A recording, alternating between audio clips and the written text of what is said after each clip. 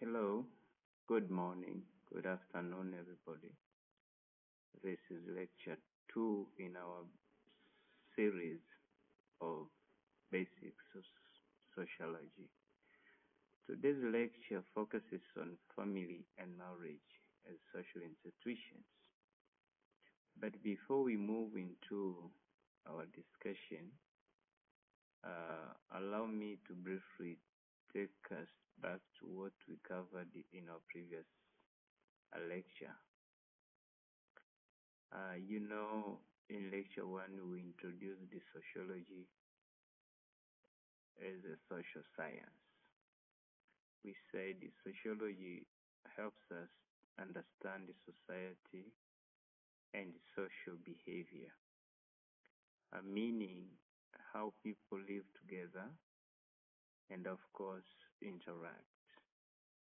We talked a little bit about norms and values, and basically these are the rules and expectations that guide social behavior, and we emphasize that behavior is shaped by society, not just by personal choice. Now, once we understand that behavior is shaped, the next logical question would actually be who organizes these rules and expectations. Now, that's where social institutions come in. And today, as we said earlier, we focus on two very important social institutions, that is family and marriage. If we are to start with family, we do this one because honestly speaking, everything begins there. So this family, that's where everything begins. Why? Because it is a basic social institution. Now, before school, before even now we start, you send your kids to school, or rather you take them to church, or before we can teach them to work, we already belong to a family. Now, when we say the family is universal, that means every society has some sort of family setups, although the structure may differ. Now, we're going to see later the different functions of society, something probably I wouldn't like to introduce now. But these are the key functions of the family. So what exactly does a family do? Let me explain this, in very simple language. First, the family is responsible for socializing children. When we say socializing children, we mean the family teaches children language, manners, discipline, and values, or the behavior that is acceptable to that particular society. Secondly, the family provides emotional support. When we fall sick, for example, when we are sick, when we are stressed, when we are grieving, the family is usually the first source of comfort. So that's where we get our comfort. The uncles, daddy, mom, brother, sister, the siblings. These are the first source of comfort when we find ourselves to be in need of emotional support. But another key function of any family is the economic support. Now, the economic support implies that the family provides food, um, shelter, for example, housing, that's what I mean, school fees. You're a student, or some of us are students, so we rely on our parents for the fees and the like. But also, families regulate behavior through discipline and tend to pass culture from one generation to another. Now, such as traditions, you know, and another very key aspect that we should have also discussed is the fact that uh, culture, I mean, family is responsible for reproduction, regulating sex, you know, ensuring that there are new members taking, you know, being replacing the old ones. So this is a very critical component of the family. Now, there are different types of families, of course, and then different ways people can classify family. But simply for the purpose of this lecture, we can all agree that families do not look the same throughout the world. At least that one we can agree. A nuclear family, for example, would consist of parents and their children living together. Now, when we say parents and children, we might be focusing on the real children, whether adopted or born to those parents. Now, this is very common, especially in urban areas, even in Africa today. You're going to find this one. And some of us, of course, come from this kind of families. But there's another form of a family which we call an extended family. Now, an extended family goes beyond this, you know, children, their parents. That means you have grandparents, for example, your grandma and your grandpa living together, your family, sharing the same roof, sharing the same, you know, cooking, organized under the same roof. So you have people like uncles, aunts, and cousins. This has actually traditionally been common in African societies. Why? Because people need support, especially when you have old people like your grandmother, grandparents. They cannot, and you know, rely on their own anymore. So they would need support. So in the collectivist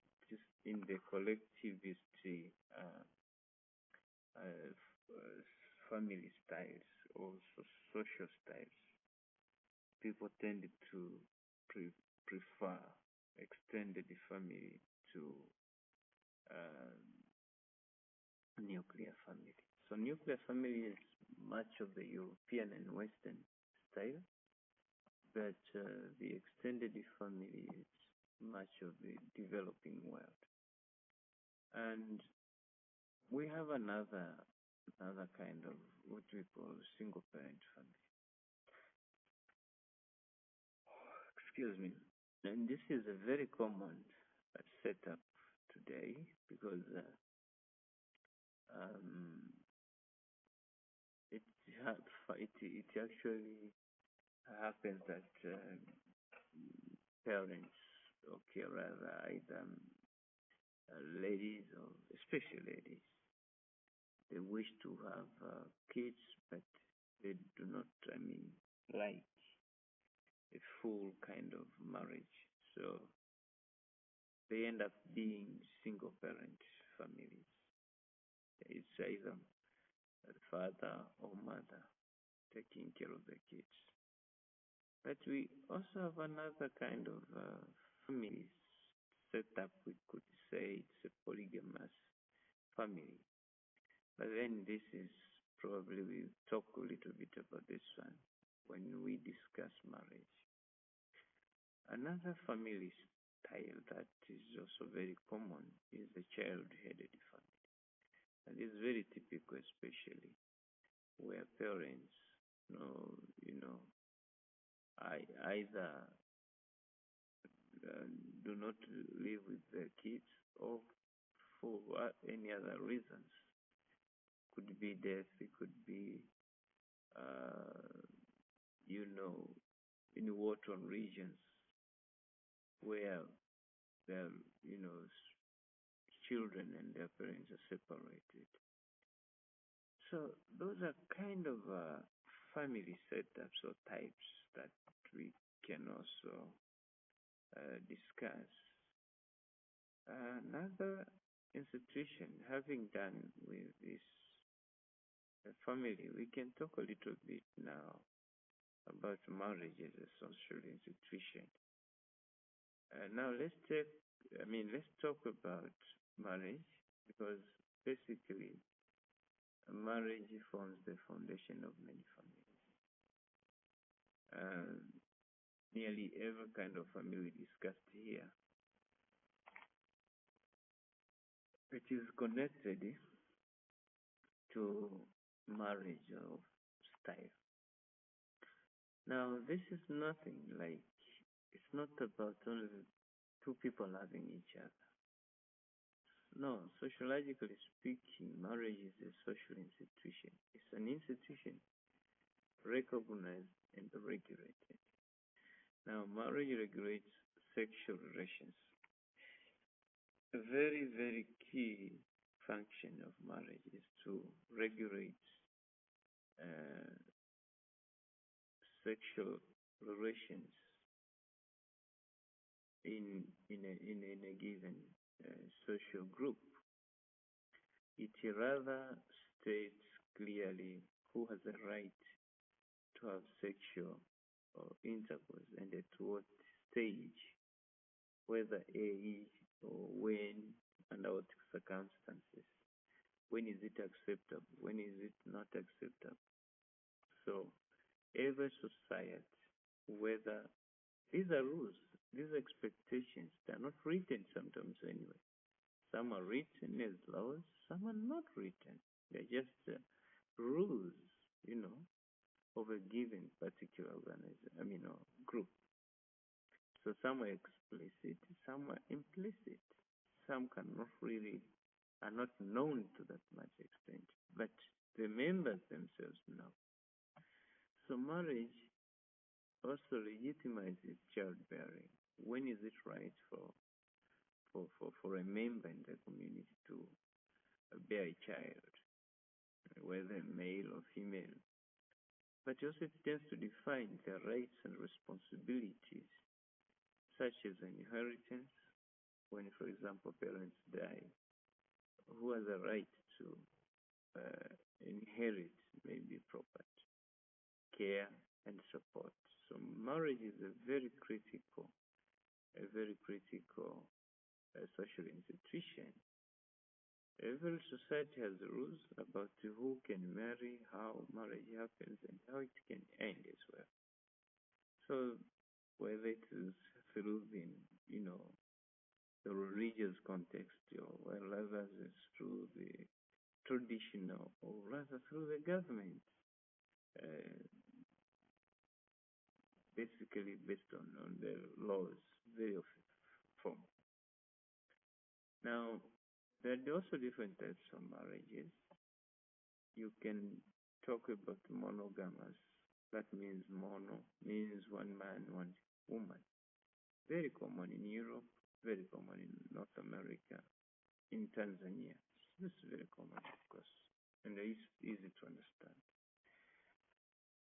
But there's also the old style, the polygamous marriage, which means one man, multiple wives. Very common, even in our country to this day, Maasai, Kuria, Sukuma. But also some Islamic societies do promote this. terms of the monogamous, so even this is very common, especially among the Christian practicing partners. We have another one which is very rare. Many of us have never heard about this one.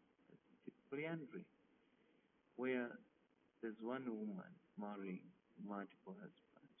For example, in Tibet, somewhere in China, and also parts of Nepal. And also there are reasons why this develops to that extent. Now,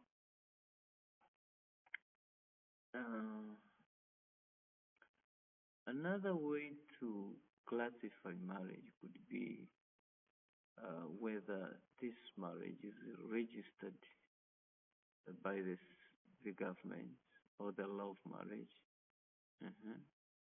or it is a religious marriage governed by the faith doctrines, maybe Islamic or Sharia law, for example, or church. It could be based on churches, teachings, or doctrines. But we have the third category, which is customary marriage. It is based on cultural traditions, bride wealth, land negotiations, etc. So these are different forms or formats of officiating marriages. Now, there's another aspect that also we need to discuss under marriage, and this is what we call cohabitation. This is a modern family pattern, of course, whereby people are living together but without marriage, without an official, union. And this is actually increasingly growing in urban areas, especially among the young people who are well,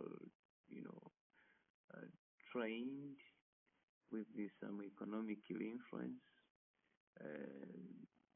but also reflecting the growing cultural change in our society. And this now brings in new social meanings of family. But all in all, what we are saying is it's not an official marriage, but people do live together. Now, there are challenges facing family and marriage to this day. Number one is the fact that families go through economic hardships. This is a very, very, very, very critical area today. Families facing difficulties, earnings, all the spouses cannot earn enough, for example, to take care of the family. But also there are changing roles today, our gender roles. In the past, you would expect a woman to stay at home, take care of the children. But today, more or less the same, roles in society. Much as a man, women also do better somehow. They do men's jobs. They do jobs that we used to say these were special for men, but today. But there's also a question of infidelity, not being faithful to one another, So these extramarital kind of relationships are causing havoc to marriages. Domestic violence, for example, is a very growing problem. Beating is a physical violence, beating, whether psychological traumas, depression. There's so much happening, the families today. Substance abuse, either, whether kids or parents using drugs. This is another big problem today. But this results in poor communication between family members. Now, after discussing the challenges, it is necessary to ask ourselves, why do families and marriages still matter so much today? As, as we said, these are very, very needed because they need to promote social stability at the family level. But again, they're needed to help the child develop. They are there for moral guidance. We talked about these families being the first to support, provide moral support. And they tend to shape social identity. People identifying with their clans, with their families, you know, Masawe, this is the Masawe is a clan, this is so and so. But all in all, families and marriages strengthen community cohesion.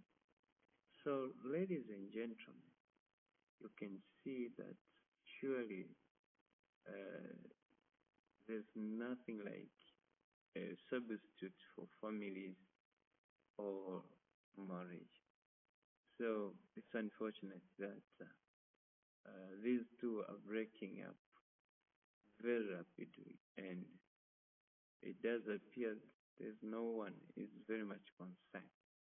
But here we are, and as responsible social members, we ought to understand our responsibilities to play our part. Ladies and gentlemen, I want to appreciate for your time and I want to thank you again. I believe that with these very few remarks, we can end our lecture today here. Thank you.